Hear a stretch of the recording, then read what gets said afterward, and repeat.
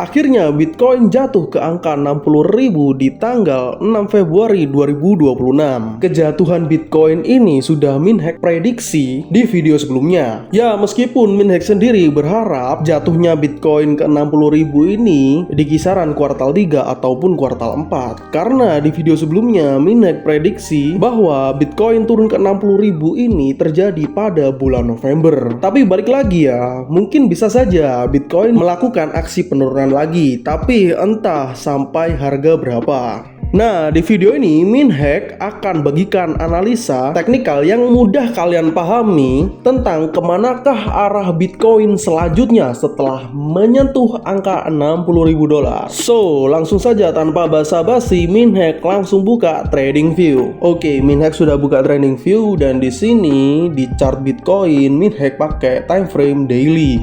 Nah, kita coba dulu untuk tarik garis Fibonacci, yang dimana golden ratio dari Fibonacci ini sendiri menunjukkan ada di angka 83.000 sampai 78.927 dolar. Dan apakah sekarang sudah waktunya untuk buy atau mengambil posisi long? Nah, menurut Minhack jangan dulu teman-teman. Karena kenapa? Karena bisa saja ketika harga sekarang ini Bitcoin bisa saja langsung melakukan ataupun melanjutkan penurunannya. Jadi Minhack saranin kalau kalian mau aman nih, kalian bisa untuk ambil posisi ketika harga Bitcoin benar-benar menyentuh golden ratio Fibonacci ini teman-teman. Nah, ketika harga Bitcoin sudah menyentuh golden ratio Fibonacci ini sendiri, kalian juga bisa open posisi short untuk jangka menengah sampai jangka panjang. Namun nggak sampai tahunan ya, mungkin mingguan itu bisa teman-teman. Karena balik lagi di sini Bitcoin ada di bawah EMA 200, yang berarti Bitcoin sendiri berpotensi untuk melanjutkan penurunannya. Namun tidak sampai menyentuh angka EMA 200 ini, Bitcoin bisa saja melanjutkan penurunan selanjutnya. Tapi apakah ada kemungkinan untuk Bitcoin naik hingga 100.000 dolar atau menjebol all time high yang ada di angka 126.000 dolar? Oke, di sini Minhack buka CryptoQuant, yang dimana outflow total di tanggal 6 Februari itu mencapai 103.683 Bitcoin. Jadi bukan 100.000 dolar ya, tapi melainkan itu adalah 100.000 Bitcoin. Jadi 100.000 koin Bitcoin gitu ya. Yang dimana total keseluruhan dalam rupiah itu mencapai lebih dari 120 triliun rupiah. Yang dimana menurut Minhack itu adalah angka yang sangat fantastis dan wajar saja kalau Bitcoin dump jika outflow-nya mencapai lebih dari 120 triliun rupiah. Nah, jika kita lihat exchange inflow, meskipun ada outflow yang cukup besar di tanggal 5 Februari dan juga tanggal 6 Februari, Bitcoin tetap jatuh hingga angka 60.000 dolar. Alasannya kenapa? Karena jika kita lihat exchange net flow total ya, di tanggal 6 Februari ini exchange net flow itu menyentuh angka minus 16.889 Bitcoin. Yang dimana rumus dari exchange net flow total ini yaitu adalah exchange inflow dikurangi dengan exchange outflow. Begitu. Jadi itulah yang menyebabkan Bitcoin tetap dump ya, meskipun ada inflow yang cukup besar di Bitcoin itu sendiri.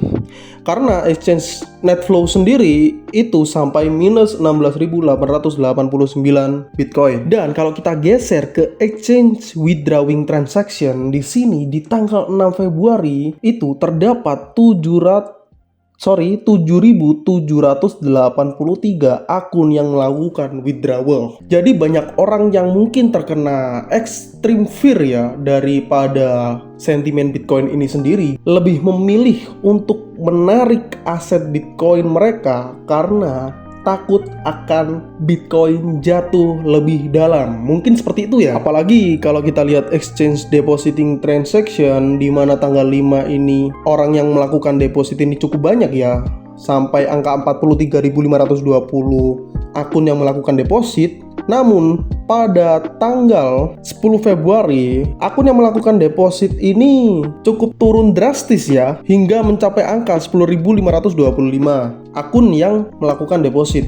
Mungkin itu sebabnya Bitcoin ketika melakukan rebound, dia nggak langsung naik sampai angka 80.000. Dikarenakan orang yang melakukan deposit juga itu sedikit teman-teman. Nah, kita sudahi dulu untuk CryptoQuan. Nah, menurut Minhack sendiri, dari data yang tertera di CryptoQuan itu dan kemanakah arah Bitcoin selanjutnya, Minhack menarik kesimpulan bahwa Bitcoin masih berpotensi besar untuk melanjutkan penurunannya. Dikarenakan yang tadi seperti Minhack katakan, inflow totalnya itu sudah cukup menurun dan outflow totalnya itu sangat-sangat besar, yang dimana menghasilkan total net flow itu sampai minus 16.889.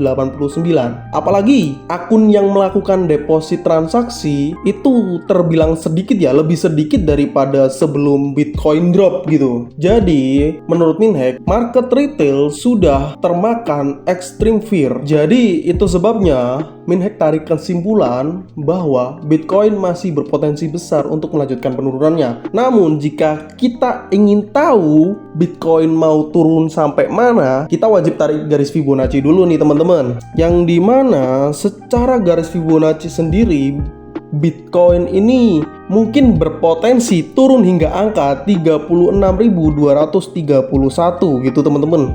Namun kita juga nggak tahu ya, apakah Bitcoin bisa turun sejauh itu dari all time high $126.000 atau enggak. Dikarenakan kita juga tahu di mana Bitcoin jatuh, disitulah institusi-institusi besar itu atau yang bisa dibilang smart money itu masuk.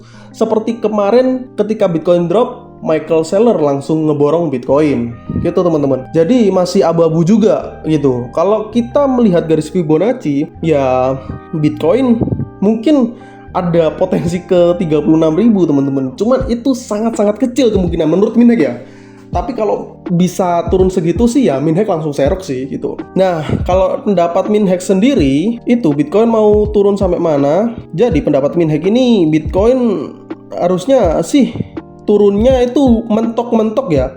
Mentok-mentok ada di angka 49 sampai 53 teman-teman. 53 sampai 49 ribu lah. Dikarenakan kenapa? Karena di sini adalah letak swing low daripada Bitcoin itu sendiri, teman-teman. Nah, di angka sini ini merupakan swing low dari Bitcoin itu sendiri. Jadi, harusnya sih menurut Minhack ya, menurut opini pribadi Minhack, Bitcoin ini mentok-mentok turun di angka sini teman-teman. Jadi bukan di 36.000 ya, melainkan di 50.000 lah. Let's say kita ngomong 50.000 ya. So, itulah analisa teknikal yang mungkin bisa kalian pahami dengan mudah ya dari Minhack secara teknikal dan secara data ya teman-teman. Nah, kalau kalian cukup terbantu dengan video seperti ini, jangan lupa klik subscribe, like, share, dan komen agar Minhack juga terus semangat bikin video seperti ini teman-teman. Edukasi seperti ini teman-teman. Jadi gitu. So, see you on next video.